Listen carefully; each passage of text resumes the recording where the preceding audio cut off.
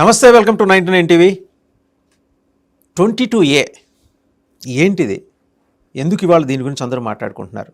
30 ఏళ్ల క్రితం అపార్ట్మెంట్లు లేకపోతే నివాస స్థలాలు ఉన్న అన్నీ కూడా ఇవాళ 22A కిందకి వెళ్ళిపోయాయి. ఎలా వెళ్ళిపోయాయి? దాదాపు 1 కోటి మంది బాధితులు ఈరోజు తెలంగాణ రాష్ట్రంలో ఉన్నారు. ఏంటి ఈ మ్యాజిక్ అంటారా, లేకపోతే ఏదైనా వికృత క్రీడ అంటారా?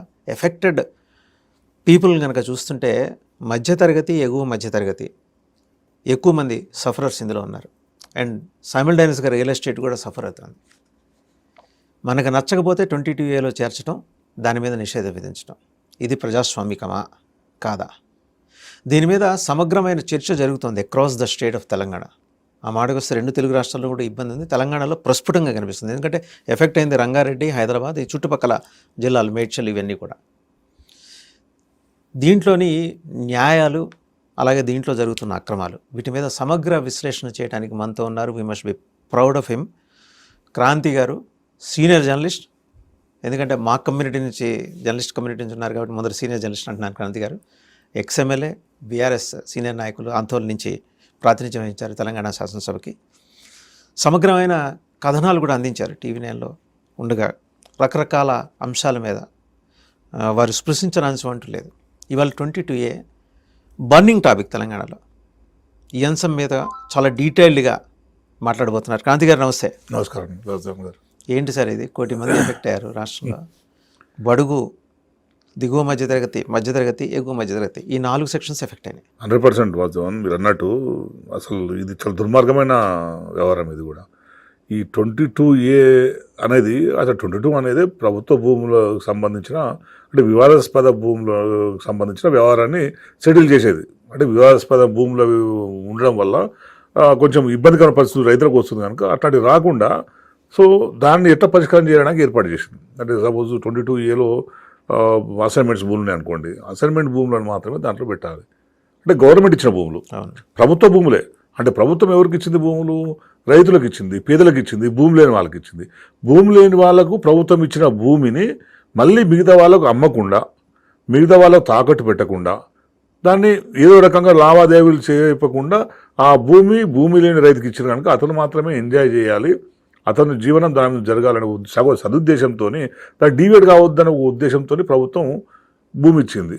సో ఇచ్చుకుంటూ కండిషన్ పెట్టింది అనమాట, మీరు దీన్ని అమ్మడానికి వీల్లేదు. సో అల్టిమేట్గా ఏంది, భూమి ఇచ్చిన కనుక భూమి మీద తను ఎంజాయ్ చేస్తాడు, తన పిల్లలు, కుటుంబాన్ని పోషించుకుంటాడు.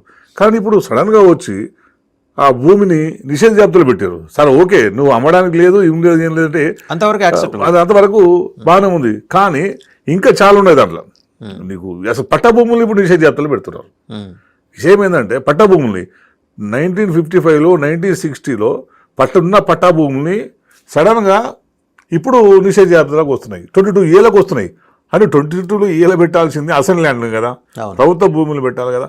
కానీ అట్లా కాకుండా నువ్వు పట్టా భూముల్ని కూడా ఇప్పుడు నిషేధ జాబితాలో పెడుతున్నారంటే మరి దీంట్లో అధికారుల లోపమా, లేదా అవగాహన లేకపోవడమా, లేదనుకుంటే ఇంకా వేరే ఏదైనా దీని వెనకాల ఉద్దేశం కదా అనేది అర్థమవుతుంది. కుట్రకోణాలు ఏమైనా ఉండే అవకాశం అంటే ఒకటండి, నాకు అర్థమైతే ఏంటంటే దీంట్లో కమిషన్లు, డబ్బులు వసూలు ఉండొచ్చు అనుకుంటున్నాను నేను. ఎందుకంటే ఒకరు కాదు, 2 కాదు. హైదరాబాద్లో 1 కోటి మంది ఎఫెక్ట్ పడుతున్నారు. హైదరాబాద్ శివార్లో outer ring road, outdoor ring road బయట 1 కోటి మంది కూడా ఎఫెక్ట్ పడే పరిస్థితి వచ్చిందంటే దీని వెనకాల కుట్ర. ఏం కుట్ర ఉంటుందంటే డబ్బులు సంపాదించాలని కుట్ర, పైరవికారులకు ఉపయోగపడే కుట్ర. అంటే మరి పైరవికారులకు ఉపయోగపడే కుట్రకు ప్రభుత్వం జీవోలు ఎందుకు ఇస్తుంది అంటే ప్రభుత్వం తెలియకుండా జరుగుతుందా అని మనం అనలేము. ప్రభుత్వం తెలిసే జరుగుతుందని మనం 100% చెప్పొచ్చు. ఎందుకంటే ల్యాండ్స్, సీలింగ్ ల్యాండ్స్, ఎండోమెంట్స్, వక్ఫ్ ల్యాండ్స్, కోర్టు వివాదాలు ఉన్న భూములు, వీటి రిజిస్ట్రేషన్ని నిలిపేస్తున్నారు ప్రస్తుతం. ఇది చూపించి 22A ఈ బూచి చూపించి ఎంతకాలం చేస్తారు, ఎలా చేస్తారు, అండ్ జనాల్లో ఎలా తిరుగుబాటు వచ్చిందో మీరు చూస్తున్నారు కదా, ఏ స్థాయిలో వచ్చిందో చూస్తున్నారు కదా. నేను ఒక ఎగ్జాంపుల్, అంటే నేను రిపోర్టింగ్ చేసినప్పటి నుంచి కూడా షేర్లింగంపల్లి మండలంలో కొంత భూభాగాన్ని చంద్రబాబు నాయుడు సీఎం ఉన్నప్పుడు అక్వేర్ కోసం జీవో ఇచ్చారు. చంద్రబాబు నాయుడు సీఎం ఉన్నప్పుడు, అంటే 2000 బిఫోర్ ఉమ్మడి రాష్ట్రం ఉన్నప్పుడు షేర్లింగంపల్లి మున్సిపాలిటీలో బహుశా గోపన్పల్లి పక్కన ఉండే గౌల్దొడ్డి ఆ ఏరియాలో కొంత భూమిని అక్వైర్ చేయాల్సి ఉంటుంది మూవ్ అని చెప్పి దాన్ని నిషేధ జాబితాలో పెట్టారు 2004 బిఫోర్ నుంచి. అప్పటి నుంచి ఇప్పటిదాకా నీకు నిషేధ జాబితాలో ఉన్నాయి. అంటే ఎందుకు పెట్టారో తెలియదు. దాన్ని ఎత్తే ప్రయత్నం కూడా జరగలేదు. ఎత్తేసే ప్రయత్నం కూడా చేయలేదు. కొందరు కోర్టు కూడా పోయారు, అయినా ఎత్తేసే ప్రయత్నం చేయలేదు. అంటే ఏంటంటే అప్పటికి నోటీస్ ఇచ్చారు. అప్పుడు ఏమని ఇచ్చారు, ప్రభుత్వ అవసరాల కోసం మీ భూమిని నిషేధ జాబితాలో పెట్టడం జరిగింది అని చెప్పి రాశారు. మనం ఏ ప్రభుత్వ అవసరాల కోసం వాడుకున్నారు, ఏ ప్రభుత్వ అవసరాల కోసం వాడుకోలేరు. ఏం చేసింది తెలుసా, ఇంకా కొన్ని కేసులలో ఎవరైతే నిషేధ జాబితాలో పెట్టిరో కొందరు ప్రభుత్వంతో పైరవి చేసుకొని, సపోజ్ టీఎస్ఐసి ఉన్నప్పుడు ఏపీటీఐసిసి ఉండే, ఏం చేసారు, ఏపీటీఐసిసి ఉంటే టీపీసీఐసి తీసేసుకుంటుంది కదా. వీళ్ళు తెలివి ఏం చేసారు, పట్టాదారు దగ్గర పోయి నేను ఏపీటీఐసికి నా ల్యాండ్ ఇచ్చేస్తాను అని చెప్పి తీసుకొని, ఒక పెద్ద మనిషి ఎవరైతే ఉంటారో ఆ పెద్ద మనిషి నువ్వు ఏ పర్పస్ పెట్టదలుచుకున్నావు, ఐటీ కంపెనీ ఇంకో కంపెనీ పెడతావు కదా, సో నేనే ఐటీ కంపెనీకి ఇస్తున్నాను అని చెప్పి రాయించుకున్నారు. సో వాళ్ళకి అలాట్మెంట్ చేసుకోండి. అంటే సో నువ్వు పెద్ద పెద్దలకు ఏమో అయినాయి, అట్లా అయినాయి. మరి ఎందుకు ఇస్తున్నారు అంటే మీరేమో గవర్నమెంట్ అనేది పెట్టుబడిదారులకు దళారులుగా వ్యవహరిస్తున్నట్టు అనిపిస్తుంది. ఇప్పుడు రియల్టర్లకు రియల్ ఎస్టేట్ పెద్ద పెద్ద రియల్టర్లకి ప్రభుత్వం ఒక దళారులాగా వ్యవహరిస్తున్నట్టు అనిపిస్తుంది. ఎగ్జాక్ట్లీ. ఇప్పుడు అంతే కదా, నువ్వు పేదలు కడుపు కొట్టి ఇప్పుడు ఏమైంది, ఇప్పుడు అంతే కదా. ఇప్పుడు సపోజ్ అనుకుందాం, ఏం టీఎస్ఐసి నీకు ల్యాండ్ ఎక్వైర్కి పెట్టింది అనుకుందాం, 3 ఇంతలు ఇస్తాడు. టీఎస్ఐసి ల్యాండ్ ఎక్విజిషన్ పాలసీ ప్రకారం ఏంది, ఏ ప్రభుత్వ భూమిని సేకరించినా కూడా 3 ఇంతలు ఇవ్వాలి. ఓ 20 ఎకరాలు 20 కోట్లు ఎకరం అనుకుందాం, అసలు ఏమి లేదు, వాడు భూమి పోతుందని భయపడుతుండు. ఏం చేస్తున్నారు వీళ్ళు, ఇప్పుడు ఇట్లా పెడుతురు కదా, ఇట్లా నిషేధ జాబితాలో పెట్టడం వల్ల రైతులంతా బెంబేలెత్తిపోతారు. అసలు ఏంది భూమి పోతుంది, ఏం చేయాలి, ఎవరిని అప్రోచ్ కావాలి, ఎట్లా పోవాలి తెలియదు. చివరికి ఏముంది, ఎవరో 10 రకాల చేతిలోకి పోతున్నారు. 20 కోట్లు కదా, 3 ఇంతలు ఎంత, 60 కోట్లు వస్తాయి కదా. 60 కోట్లుగా నీకు ఎక్కడ 50 ఇచ్చేస్తాను, నాకు హ్యాండ్ ఓవర్ చేస్తున్నట్టు చేసి నేను వాళ్ళు తీసేసుకుంటారు. సో ఈ రకంగా స్క్రీన్ ప్లే నడుస్తుంది. అంటే ఇది ఓ రకంగా ఏంటంటే భూ లావాదేవీలు వ్యాపారం అనేది నీకు పాపం 50 కోట్ల ఎకరది బహిరంగ మార్కెట్లో 150 ఎకరాలు పోతుంది, 200 రూపాయలు దాకా పోతుంది. దాన్ని ఇక నువ్వు హైరేజ్ చేస్తే చాలా కోట్ల ప్రాపర్టీ, ఓపెన్ మార్కెట్ 200 కోట్ల ప్రాపర్టీ ఈజీగా. ఇది అతిపెద్ద కుంభకోణం ఇప్పుడు హైదరాబాద్లో జరుగుతుంది. సో మరి ఇది తెలిసి జరుగుతుందా, తెలియకుండా జరుగుతుందా, ఈ నిషేధ జాబితా అనేది ఏంది, దీని వెనక ఉన్న క్రాంతి గారు, మీరు ఒక ఇన్వెస్టిగేటివ్ జర్నలిస్ట్, మీ పరిశీలనలో ఇన్నేళ్ల సుదీర్ఘ ప్రయాణంలో మీరు ఇలాంటి కథనాలు కొన్ని ప్రత్యక్షంగా చూసుంటారు, కొన్ని పరోక్షంగా వినుంటారు. తెలియకుండా ప్రభుత్వానికి జరుగుతుంది అంటే మీరు నమ్ముతారా? తెలియకుండా జరగడం అనేది ఇంపాసిబుల్ అండి. ప్రభుత్వంలో ఉన్న పెద్దలకు తెలియకుండా ఏది జరగదు. మరీ ముఖ్యంగా ఏంటంటే ఈ గవర్నమెంట్ వచ్చిన తర్వాత ఏ ఆఫీసర్ కూడా వాళ్ళు టార్గెట్ పెట్టుకున్నారన్నమాట, ప్రభుత్వ భూమి విలువ ఇంత అయితే ఫలాని వ్యక్తితో టచ్లో ఉండాలి, 10 కోట్ల పైన కేటగిరీ చేసుకున్నాను అనమాట. సో నీకు అవుట్స్కట్స్లో ఉన్న ఏ భూమి కూడా మినిమం 100 కోట్లకు 50 కోట్లకు కార్డ్ రేటు 20 కోట్లకు తక్కువ లేదు. నువ్వు విత్ ఇన్ అవుటర్లో ఉన్న ఏరియా చూసుకున్నా కూడా. సో ప్రభుత్వంలో ఉన్న రెవెన్యూ మినిస్టర్ కానీ సీఎంకు కానీ తెలియకుండా ఇది జరుగుతుందని ఎట్లా అనుకుంటావు? అసలు పోస్టింగ్లో అందుకు ఇచ్చుకుంటారు. నువ్వు కలెక్టర్ కానీ జేసీలు కానీ ఇంక్లూడింగ్ ఎంఆర్ఓ నుంచి సర్వేయర్ నుంచి కలెక్టర్ దాకా మొదలు పెట్టుకుంటే అక్కడ ఎవరు పెట్టుకోవాలనేది మొత్తం అంతా వాళ్ళు బ్లూ ప్రింట్ తయారు చేసుకొని స్ట్రక్చర్లు ఎవరు ఉండాలి, ఎవరైతే పనులు చేసుకుంటారు అన్న తర్వాతనే నువ్వు పోస్టింగ్లు వస్తున్నాయి. అట్లాంటప్పుడు గవర్నమెంట్ తెలియకుండా ఎందుకు జరుగుతుందండి? జరగదు. ఒకవేళ గవర్నమెంట్ తెలియకుండా జరిగితే ఇన్ని సంవత్సరాలుగా పెండింగ్లో పెట్టినవి ప్రొహిబిషన్లో ఉన్నాయి, ఎందుకు ప్రొహిబిషన్లు తీస్తలేరు? సరే ప్రొహిబిషన్ పెట్టిన తర్వాత ఏ పర్పస్ కోసం తీసుకుంటలేరు? తీసుకోవాలి కదా. ఓకే, మీరేదో ఐటీ ప్రాజెక్టో లేకపోతే ఇండస్ట్రీ అనుకుంటారు, మరి రావాలి కదా. తీసుకోవాలా? ఐటీ ప్రాజెక్ట్ లేదు, నీకు ప్రభుత్వ అవసరాలు తీసుకున్న లేదు, అమ్ముకోవడం అనేది ప్రభుత్వం. ఇందిరమ్మ ఇళ్ళ కోసం తీసుకున్నారు, పోనీ అదనే చెప్పాలి కదా. చెప్పాలి. సరే నువ్వు తీసుకున్నావు అనుకుందాం, నువ్వు పేదోళ్లకు ఇల్లు కోసం తీసుకోండి, ఓకే సంతోషం. ఇంకేదన్నా గవర్నమెంట్ ఆఫీస్లో తీసుకోండి, ఓకే. కానీ నువ్వు అమ్ముకోవడం తీసుకోవడం అనేది దుర్మార్గం కదా. ప్రభుత్వ రెవెన్యూ కోసం అమ్ముకోవడం అనేది దుర్మార్గం కదా. ఓ ప్రైవేట్ పట్టా ఉన్న వ్యక్తి భూమిని నువ్వు గుంజుకొని నువ్వు అమ్ముకోవడం, రియల్ ఎస్టేట్ వ్యాపారం చేసుకోవడం ఏంది? ఆయనతో కావాల్సిన జాయింట్ వెంచర్ చేసుకోండి. Entire scheme is being driven by real estate mafia. మొత్తం రియల్ ఎస్టేట్ మాఫియా నడుస్తుంది. అది కూడా టాప్ ఎవరు క్రీమ్ పీపుల్ ఉంటారు. అంతే కదా. ఇప్పుడు పెద్ద వాళ్ళు ఎంచుకున్న వాళ్ళకి నడుస్తుంది.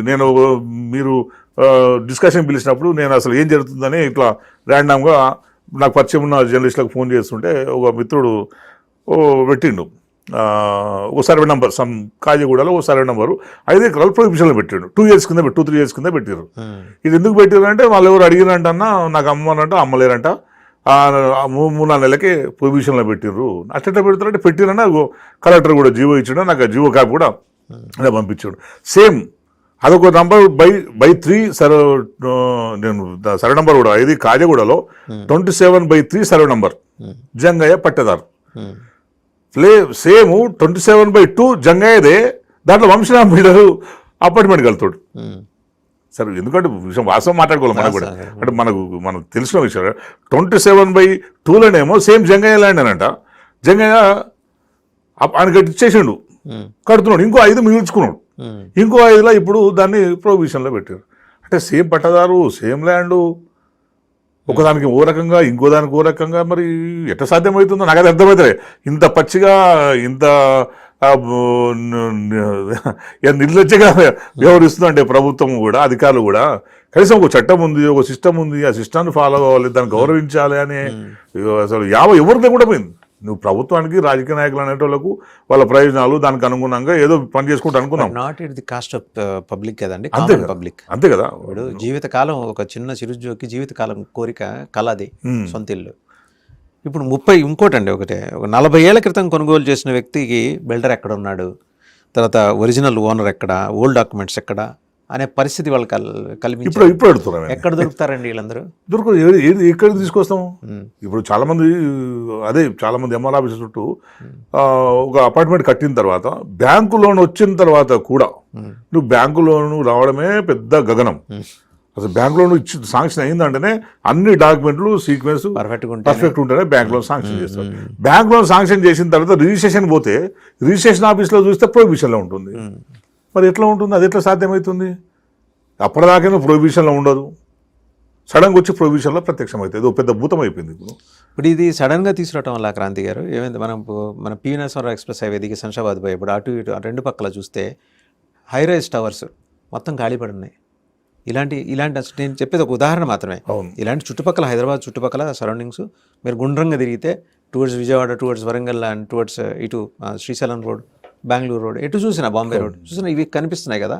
ఇది ఇప్పుడు పరిష్కారం లేదంటారా వీటికి? ఇప్పుడు ఇక్కడ చాలా, ఎందుకంటే ఇట్లాంటి సమస్యలు ఉంటే ఎవరు కొంటారు? రిజిస్ట్రేషన్ తగ్గిపోయినాయండి, ఎవరు కొన్నారు కదా. ఇప్పుడు హైడ్రా వచ్చింది, ఇంకో దిక్కు 22A వచ్చింది. ఇప్పుడు కొనుక్కున్న తర్వాత వాడు రేపు వచ్చింది నేను 22A అంటాడు, 22A వచ్చిన తర్వాత హైడ్రా వచ్చి ఇది ప్రభుత్వ భూమి అంటాడు. కూల్చేస్తే ఇప్పుడు చూసారు కదా ఎంతమంది బాధితులు, వేల మంది లక్షల మంది బయటకు వచ్చారు కదా. సో దీనివల్ల ఏంటంటే హైదరాబాద్లో అపార్ట్మెంట్ కొనడానికి కూడా భయపడుతున్నారు. దాని అందుకే చూసినాం కదా, అంత డబ్బులు లెక్క కొన్ని వేల అపార్ట్మెంట్ ఖాళీ ఉన్నాయి. మరి కొంటలేరు. కొనకపోవడం ఏమవుతుంది?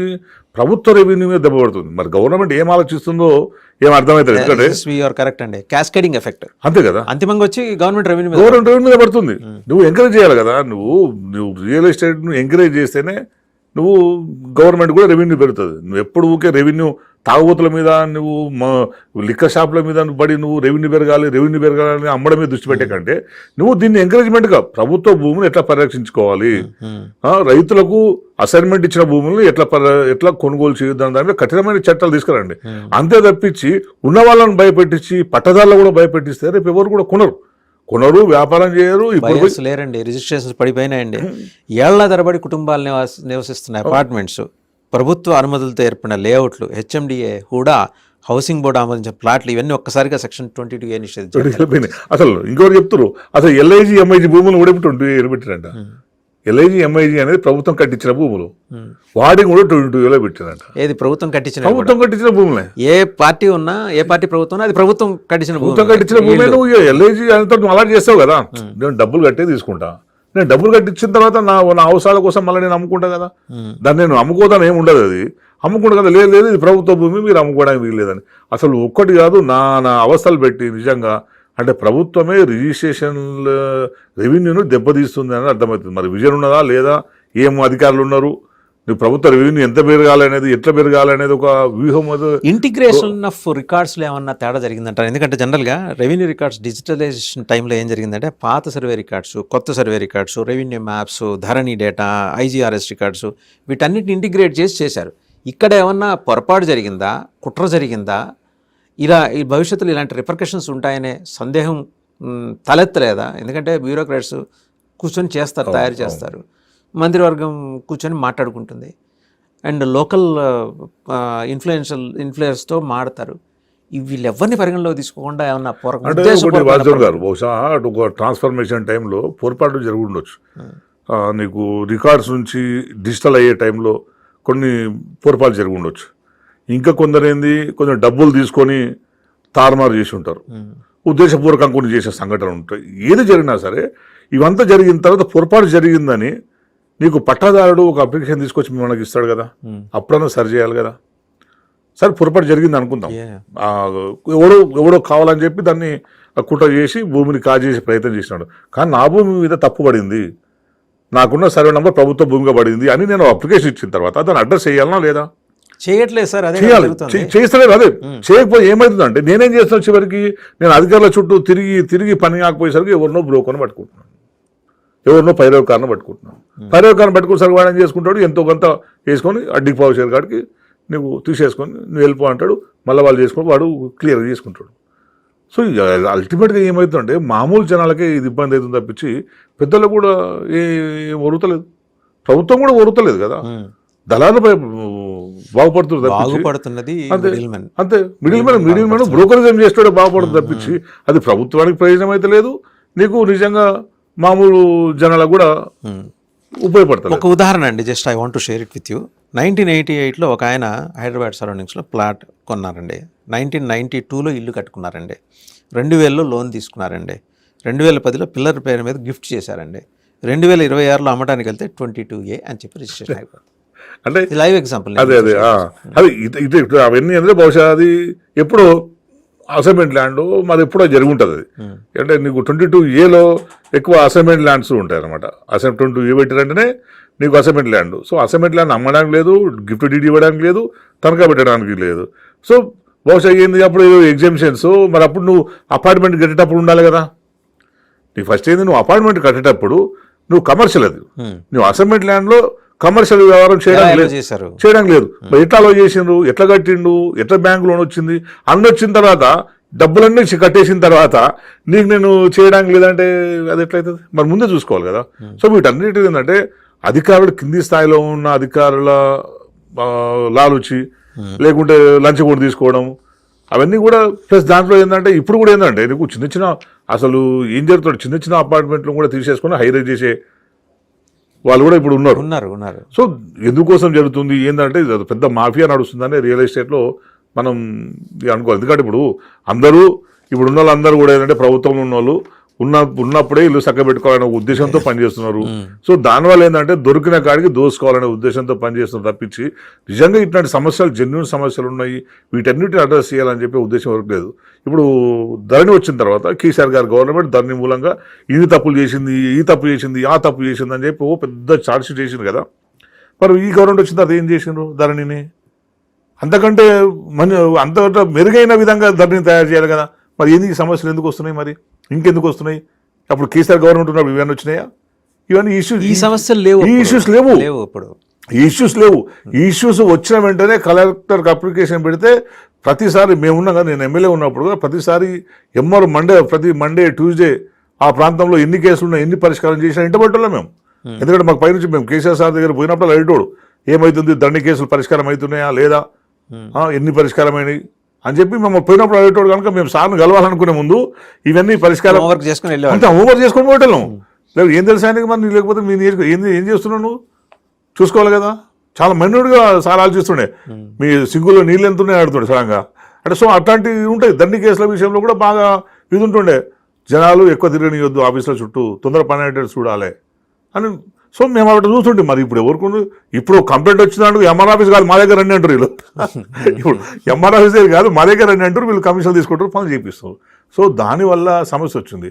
ఇప్పుడు అధికారులు నిజాయితీగా ఉండాలి, పనిచేయించే అధికారులు ప్రజాప్రతినిధిలో నిజాయితీ ఉండాలి, అప్పుడు సమస్య పరిష్కారం అవుతుంది. లేకపోతే రోజు పేపర్లలో పుంకాలు కదా, వీడియోలలో ఏడుపులు, పిడబొబ్బలు, పాపం జనాలు చాలా దుర్మార్గమైన పరిస్థితి వచ్చింది. ఎవరు అంటే వాళ్ళు కూడా ఎవరు చెప్పుకోవాలని చెప్పలేని పరిస్థితి ఉన్నది, తెలియని పరిస్థితి కూడా. ఇంకేది వాడు కోర్టుకు పోలేడు పాపం, కోర్టుకు పోతే అది ఎప్పుడు తేలుతుందో తెలియదు. ఎవడో వస్తాడు, ఎవడో బ్రోకర్ వస్తాడు, నేను చేపిస్తా అంటాడు. మళ్ళీ ఏంది వాడికి అగ్రిమెంట్ చేస్తాడు, వాడు 10 ఇస్తాడు, వదిలిపెడతాడు, ఇంకోటి వస్తాడు, ఇది కాలేదని చెప్పి సంవత్సరం తర్వాత ఇంకోటికి అగ్రిమెంట్ చేస్తాడు. ఇట్లా అగ్రిమెంట్ చేసుకోవడం ఏంటంటే పెద్ద డిస్ప్యూట్ అయి కూర్చుంటారు ప్రతిది కూడా. ఇంకోటి ఇది గవర్నమెంటే దీనికి ఒక పాలసీ తీసుకొచ్చి ఒక నిర్దిష్టంగా దృష్టి పెట్టాలి. ఇప్పటికైనా సరే దృష్టి పెట్టాలి, రివ్యూ చేయాలి దాని మీద. ఇంకోటి మీరు ఇంకొక other side of this 22A మనం కనుక చూస్తే ప్రాపర్టీ లిక్విడిటీ కంప్లీట్గా డిస్మాంటిల్ అయింది, దెబ్బతిందంటే మార్కెట్ కాన్ఫిడెన్స్ తగ్గింది. బ్యాంకులు ఇప్పుడు అయోమయంలో పడ్డాయి, ఎవరికి లోన్ ఇవ్వాలి. మామూలుగా బ్యాంకు లోన్ తెచ్చుకోవడం అంటే తలకిందలుగా 1000 తపస్సు చేస్తే కానీ రాని లోన్ తెలుసు కదా, వాళ్ళు ఎలా ఏడిపిస్తారు సామాన్య మధ్యతరగతి కుటుంబాలు. ఇవ్వాల్సిన వాళ్ళకి ఇస్తారు, మిడిల్ క్లాస్ పీపుల్ వెళ్తే వాడు కింద మీద పడి అక్కడ ఇక్కడ ఉద్యోగం శాలరీ సర్టిఫికెట్లు అవి పెట్టుకుని లోన్ తీసుకుంటే ఇప్పుడు అవి కూడా ఆగిపోయిన పరిస్థితి కదా. కంప్లీట్ ప్రాపర్టీ లిక్విడిటీ దెబ్బతింటే రేపు పొద్దున అంటే ఎక్స్పర్ట్స్ అంటున్నది అంటే Hyderabad will become another ghost city. చైనాలో ఉంది గోస్ట్ సిటీ అని, దయ్యాలు ఉంటాయంటారు అక్కడ, అలా ఖాళీగా పడి ఉంటాయి పెద్ద పెద్ద బిల్డింగ్స్. అలా గోస్ట్ సిటీ లాగా అయిపోతుందేమో అనే ఆందోళన వ్యక్తం చేస్తున్నారండి. ఇదే కంటిన్యూ అయితే మీరు అన్నట్టు అట్లా అవుతుంది. ఇదే కంటిన్యూ అయితే కనుక ఇదే ఇంకా 1-2 years కంటిన్యూ అయితే రేపు స్టేట్ బ్యాలెన్స్ షీట్ ఏమి ఉండదు. మనం ఏదో జీడిపి పెరిగిందని ఇప్పుడు ఏదో మాట్లాడుతున్నారు, కానీ రేపు స్టేట్ ఇన్కమ్ పెరగదు. కొనుగోలు శక్తి ఇప్పటికీ లేదు జనాలకు, కొనుగోలు శక్తి పెరగాలి కదా. కొనుగోలు శక్తి లేకుండా ఇప్పుడు మార్కెట్ ఎప్పుడైతే మార్కెట్ కాన్ఫిడెన్స్ తగ్గుతుందో కొనుగోలు శక్తి పడిపోతుంది. సో ఇప్పుడు ఆ పరిస్థితి వచ్చింది. రేపు ఆ పరిస్థితి రాకుండా మరి చూసుకోవాలి. గవర్నమెంట్ ఎట్లా చూసుకుంటుంది, ఏం చేస్తుంది అనేది చూసుకుంటే, వాళ్ళ విధానాలు మార్చుకుంటే, వాళ్ళ ప్రవర్తన మార్చుకుంటే వీటన్నిటికీ పరిష్కారం దొరుకుతుంది. ఇదే యాటిట్యూడ్ ఉంటే కనుక నీకు గవర్నమెంట్ మీరు అన్నట్టు గోస్ట్ సిటీగానే మారిపోతుంది. ఇప్పటికే మనం చూస్తున్నాం కదా, నువ్వు చాలా ఏరియాల్లో నీకు పాడుపడ్డ ఇల్లు కనపడుతుంది. మీరు హైవేకి బాంబే హైవే, బెంగళూరు హైవే, అట్లా ఓల్డ్ బాంబే హైవే వెళ్తుంటే పక్కన చూస్తుంటే చూడంగానే ఖాళీగా కనిపిస్తున్న హై రైజ్ బిల్డింగ్స్. ఇప్పుడు ఇన్వెస్టర్ ఎంతో నష్టపోయి ఉంటాడు, అంతే. కొనటానికి వచ్చినప్పుడు ముందర 2 కోట్లు 3 కోట్లు ఇచ్చి 5 కోట్లు 2 కోట్లు వాడు ఇరుక్కుపోయి ఉంటాడు. అండ్ కంప్లీట్గా ఏంటంటే ఫైనాన్సెస్ అన్నీ ఇలా గ్రాఫ్ ఇలా పడిపోయి ఎవడు ముందుకు రాని పరిస్థితిలో వాళ్ళు అమ్మలేడు, ఇటు కొనలేడు. ఏం చేద్దాం అనుకుంటున్నారంటే అసలు పోనీ మీరు పబ్లిక్ రిప్రజెంటేటివ్ ఉన్నారు, ప్రజాప్రతినిధి ఉన్నారు, మీ వైపు నుంచి దీన్ని అడ్రస్ చేయడానికి మీ దగ్గర ఉన్న సెషన్. ఎందుకంటే ధరణి అప్పుడు మీరే అన్నారు మీ దగ్గరికి మీ కాన్స్టిట్యున్సీ వాళ్ళు వస్తే ఎలా అడ్రస్ చేసేవాళ్ళు. అటువంటి ఒక సజెషన్, ప్రొయాక్టివ్ సజెషన్. అంటే నేనేమనుకుంటున్నా అంటే ఇప్పుడు ఏదేదైతే జరిగిందో వాటన్నిటి మీద రివ్యూ జరగాలి. ఏవేవి నిషేధ జాబితాలు పెట్టినరో ప్రభుత్వం మండలాల వారిగా రివ్యూ చేయాలి. దాన్ని ఎందుకు నిషేధ జాబితాలో పెట్టినరు, దాని వెనకాల కారణం ఏంది, అంటే నిజంగా ప్రభుత్వం ఏ పర్పస్తో తీసుకోవాలనుకున్నది, ఆ పర్పస్ కోసం సరిపోద్దా, ల్యాండ్ సరిపోదా, ఎక్సెస్ ఉన్నదా. అంటే కొన్ని ఇప్పుడు అసలు నేను చెప్తున్నా కదా, 2004 బిఫోర్ నిషేధ జాబితాలో పెట్టిన భూమినే ఈ ప్రభుత్వం వాడుకోలేదు. మరి ఈ మధ్య కాలంలో 1-2 నెలల కింద 6 నెలల కింద ఎందుకు నిషేధాలు? అంతే కదా, నువ్వు గతంలో నువ్వు నిషేధాల భూమిని పెట్టిన భూమిని వాడుకున్నావా, అది వాడుకోలేవు. మరి ఇప్పుడు భూమిని ఏం చేసుకుంటావు నువ్వు? అయినా నీ భూములు అమ్ముకొని వేరేడి దగ్గర భూమి కొని నువ్వు వేరేడికి అమ్మడం ఈ వ్యాపారమేది కాదు. నువ్వు నీ ప్రభుత్వ భూమి అయితేనేమో, నిజంగా నీ ప్రభుత్వ భూమి అయితేనేమో నువ్వు తీసుకోవడానికి ఒక అర్థం ఉంది. ప్రభుత్వ భూమి అసైన్ చేసిన భూమి కనుక ప్రభుత్వం ఎప్పుడైనా తీసుకోవచ్చని ఒక ఆప్షన్ ఉన్నది. అసైన్ భూమిని నువ్వు తీసుకోవచ్చు, అమ్ముకో. కానీ పట్టా భూముల్ని కూడా లాక్కొని ల్యాండ్ అక్విజిషన్ పేరుతో పట్టా భూముల మీద నువ్వు లాక్కొని నాకు అమ్మడం ఏంది? అంతే కదా. నువ్వు ప్రభుత్వమే బ్రోకర్ దందా చేస్తే నువ్వు ఇంకా మరి ప్రజలకు ఎవరు? నీ ల్యాండ్ నీకు ఉన్నదనుకో, నువ్వే డబ్బులు సంపాదించుకుంటావు, నువ్వే బిజినెస్ చేసుకుంటావు, నువ్వు 100 మందికి ఉపాధి కల్పిస్తావు, నువ్వు పెద్ద అపార్ట్మెంట్ కడతావు, 100 మందికి నీకు ఉపాధి ఇచ్చినట్టే కదా నువ్వు. సో అది కూడా ఒక పనే కదా, నువ్వు ప్రభుత్వంకి ఉపయోగపడే కదా, ఎంత రెవెన్యూ వస్తాయి కదా. నువ్వు తీసుకుపోయి ఒక్కరినే నేను కోటీశ్వరుడు చేస్తా, ఒక్కరినే మల్టీ ఎంఎన్సీ కంపెనీలకు నేను అమ్ముకుంటా అంటే దీని అర్థం ఏంటంటే దీంట్లో మామూలు దందా ఉందని అర్థం. మామూలు వ్యవహారం ఉన్నది కనుకనే నువ్వు ఇలాంటి దందా చేస్తున్నావని అర్థమవుతుంది. అందుకేందంటే నువ్వు 22Aలో ప్రభుత్వ భూముల్ని వేరు చేయాలి, ప్రైవేట్ భూముల్ని పట్ట భూములను 22Aలో పెట్టడానికి లేదు కదా, అసలు లేదు. కోర్టు 2లో ఉంటే 22Dలో పెట్టాలి. కోర్టు వ్యవహారం ఉంటే కనుక సేమ్ 22లోనే 22 ఈ ఉన్నది, 22E ఆప్షన్ ఉంది. 22E ఆప్షన్లోనే కోర్టు భూములు పెట్టాలి. ఏ అనేది కంప్లీట్ అసైన్ భూములకు సంబంధించింది. ఇది కోర్టులో నిలవదు, వాళ్ళకి తెలుసండి, ఇదంతా తెలిసే జరుగుతుంది. 22Aలో పెడితే మన చేత పని ఎప్పుడైనా తీసేయచ్చు. ఆ ఈలకు పోయిందనుకో కోర్టులో వేసుకుంటే మనం తేల్చలేము. సో అందుకేందంటే ఇది పెద్ద పైరవి వ్యవహారం నడుస్తుంది అనేది, దళారీ వ్యవహారం నడుస్తుందని అర్థమవుతుంది కనుక. సో పేద ప్రజల దృష్టిలో పెట్టుకోండి. ఎందుకంటే పాపం చాలామంది ఇప్పుడు చూస్తున్నాను నేను పేపర్లలో. Lifetime ending, sir. అదే అంతే కదా, లైఫ్ టైంలో ఒక ఇల్లు కట్టుకోవాలని కోరిక ఉంటుంది కదా, వాళ్ళందరూ చాలా ఇబ్బంది పడుతున్నారు. టీవీలలో, పేపర్లలో, యూట్యూబ్లలో చాలా కథనాలు చూస్తున్నాం. పాపం వాళ్ళను బాధపెట్టకుండా దాన్ని అసలు రివ్యూ కరెక్ట్గా అడ్రస్ చేస్తే మంచిది ప్రభుత్వం. లేదనుకుంటే ఏంటంటే ఈ ప్రభుత్వం ఇప్పటికే చెడ్డ పేరు వచ్చింది. ఈ ప్రభుత్వం దీని వెనక నేను ఏదో ఇంకో ఎంఆర్ ఆఫీస్కో ఎవరితో మాట్లాడుకోవడన్నా రోజు తలలోకి వస్తుందన్న, రోజు 7 అవుతుంది, ఏం సమాధానం చెప్పలేకపోతున్నాం, ఎందుకు పెడుతుందో తెలుస్తలేదు, పైనుంచి ఆర్డర్ వస్తుంది, మేము ఇంప్లిమెంట్ చేయాలి, వాళ్ళ పొజిషన్లో వాళ్ళు ఉంటారు. అంతే కదా, పాపం వీళ్ళు పొజిషన్లో పట్టదారులు ఉంటారు, వీళ్ళు నిషేధ జాబితాలు పెట్టారు. అరే పొజిషన్ నేను నా భూమి నాకు తెలియకుండా ఎట్లా నిషేధ జాబితాలు వచ్చిందని పట్టదారులు వచ్చి కింది స్థాయి అధికారులను అడుగుతున్నారు. సో ఇటువంటివి పోవాలంటే నా సజెషన్ ఏంటంటే గవర్నమెంటే దీనికి ఒక పాలసీ తీసుకోవాలి. మీరే చెప్పారు కదా, మెరుగైన ధరని తీసుకొస్తామని వాళ్ళ ఎజెండాలో కూడా పెట్టుకున్నారు, వాళ్ళ మేనిఫెస్టోలో పెట్టుకున్నారు. మరి ఏంది ఇంకా అంటే ధరని పెట్టి దోసుకునే ప్రయత్నమే దీంట్లో కనపడుతుంది. మీకు సిన్సియారిటీ కనుక ఉంటే మీకు దీంట్లో సిన్సియారిటీ ఉండాల్సిందే. ఎందుకంటే ప్రభుత్వ భూమిని మీరు ఏం చేసుకుంటారని తర్వాత విషయం. కానీ ప్రైవేట్ భూమి కనుక, పట్టా భూములు కనుక, పట్టా భూముల్ని పట్టాదారులకే వదిలిపెట్టాల్సిన బాధ్యత ప్రభుత్వానికి. తీసుకోవడం నేరం కూడా, పట్టా భూమిని మీరు తీసుకోవడం నేరం. తప్పని పరిస్థితి అయితే ఓకే, అది మీరు తీసుకోవచ్చు. ఇప్పటికే ఎక్సెస్ ఉంది, గవర్నమెంట్ భూములు తీసుకున్నాయి, అమ్ముకోవడానికి తీసుకుంటారు మీరు అంతే. సో ఇటువంటి చిన్న చిన్న సమస్యలు రాకుండా, ఎందుకంటే మీరు సతాయిస్తుంది బడా రియల్టర్లం కాదు, పెద్ద పెద్ద భూస్వాములం కాదు, చిన్న చిన్న అపార్ట్మెంట్ కట్టుకున్న వాళ్ళను, చిన్న చిన్న ఇల్లు కట్టుకున్న వాళ్ళను. ఏముంటుందండి, 100 గజాలకు 200 గజాలకు ఎప్పుడో కొనుక్కున్నదాన్ని ఇప్పుడు ఇల్లు కట్టుకునే ప్రయత్నం చేస్తే ఇది నీది నిషేధ జాబితాలు ఉందంటే అది ఏడికి పోవాలి పాపం. ఎప్పటి నుంచో వస్తుందని చిట్టీలు వేసుకొని లోన్ తీసుకొని ప్లాట్ కొనుక్కొని పెట్టుకున్నాడు. నువ్వు ప్లాట్ కొనేటప్పుడే ఉండాలి కదా, మరి ప్లాట్ కొనేటప్పుడు రిజిస్ట్రేషన్ చేసినప్పుడు అదే ప్లాట్ కొనేటప్పుడు రిజిస్ట్రేషన్ చేసుకునేటప్పుడు నిషేధ జాబితాలు ఉండదు. కానీ మళ్ళీ లేటెస్ట్ పర్మిషన్ పోవాలి, ఇంకోటి కమ్మడానికి పోతామంటేనేమో నిషేధ జాబితాలోకి వస్తుంది. సో ఇది కంప్లీటు ప్రభుత్వ తప్పిదం. ప్రభుత్వము రెవెన్యూ శాఖ మీద కమాండింగ్ లేదని చాలా స్పష్టంగా అర్థమవుతుంది. దీన్ని బట్టి కింద ఏం జరుగుతుందో పైలో తెలియదు, పైన ఏం జరుగుతుందో కింద ఏం తెలియదా, లేదా కూడా ఉద్దేశపూర్వకంగా చేస్తున్నా. ఉద్దేశపూర్వకంగా కలిసి లేదు, ఏది చేసినా సరే ఇది ప్రజలకు వ్యతిరేకమైంది, ప్రజల్ని సఫర్ చేస్తున్నారు, బాగా సఫర్ అవుతున్నారు. కనుక దీని మీద ప్రభుత్వం ఒక సమగ్రంగా అసలు ఏంది, ఎక్కడ సమస్య తలెత్తింది అనేది ఒక రివ్యూ చేసుకుంటే ఏది నిషేధ జాబితాలో ఉంచాలి, ఏది ఉంచొద్దు అనేది ఒక రివ్యూ పెట్టుకోండి, తీసుకోండి. లేదు మీకు అవసరం ఉంటే తీసుకోండి, సగం తీసుకోండి. నువ్వు 5 ఎకరాలు ఉన్నది ఒక మనిషిది, సగం ఆయనకి ఇచ్చాడు, కనీసం సగం అనేది తీసుకోండి. అంతే కదా, మొత్తం లాక్కుంటే వాడు ఏమైపోవాలి, అంతే కదా, మొత్తం లాక్కుంటే ఆయన జీతం ఏమైపోవాలి. సో అట్లా ప్రభుత్వం చేస్తే బాగుంటుంది అనేది నా ఆలోచన. Thank you Kranti garu, thank you very much. ఒక ఇన్వెస్టిగేటివ్ జర్నలిస్ట్ క్రాంతి గారు, సో వారు ఎన్నో చూసుంటారు, ఇటువంటి కేసెస్ అన్ని చూసుంటారు. అండ్ అదే at the same time other side of Kranti garu అంటే ప్రజాప్రతినిధిగా ఉన్నారు, అంతలో ఎమ్మెల్యేగా ఉన్నారు. ఆ టైంలో వారు ఎమ్మెల్యేగా ఉన్న సమయంలో కూడా వచ్చిన ధరణికి సంబంధించిన కేసుల గురించి కేసీఆర్ గారు అప్పట్లో ముఖ్యమంత్రి వీళ్ళని దబాయించి అడిగేవారు, ఏం చేశారు ఆ కేసులు రాకుండా వాటిని అడ్రస్ చేయండి అని చెప్పారు. సో ఒక అవగాహన ఉంది. ఇప్పుడు ఆయన అనేది ఏంటి, ప్రభుత్వం అమ్మిన భూమినే లేకపోతే ప్రభుత్వం ఇచ్చిన భూమినే మళ్ళీ ప్రభుత్వం నిషేధిత జాబితాలు ఎలా పెడతారు, అది నేరం కూడా చట్టరీత్యా. మరి ఆ నేరంని అడ్రస్ చేయకపోతే ఏమవుతుంది, ప్రజా ఉద్యమం ఉధృతమవుతుంది. అటువంటి ఒక ప్రజా ఉద్యమాన్ని ఫేస్ చేయడానికి ప్రభుత్వం సిద్ధంగా ఉందా, క్రాంతి గారి ప్రశ్న. And at the same time 1 కోటి మంది బాధితులు ఉన్నారు తెలంగాణ రాష్ట్రంలో, ఎక్కువగా హైదరాబాద్ అండ్ చుట్టుముట్టిన జిల్లాల్లో. వీళ్ళందరికీ ప్రభుత్వం దగ్గర నుంచి వచ్చే సమాధానం ఏంటి? ఒక జాయింట్ టాస్క్ ఫోర్స్ ఏర్పాటు చేసుకుని రెవెన్యూ, సర్వే వీళ్ళందరూ కలిసి కూర్చొని దీన్ని అడ్రస్ చేయకపోతే రేపు పొద్దున ఇది కోతి పుండు బ్రహ్మరాక్షసి అవుతుంది. సో అది కాకుండా చూసుకోవాలంటే ప్రభుత్వం ఇమ్మీడియట్గా నిద్ర లేవాలి, లేచుంటే మంచిదే, యాక్షన్లోకి దిగాలి.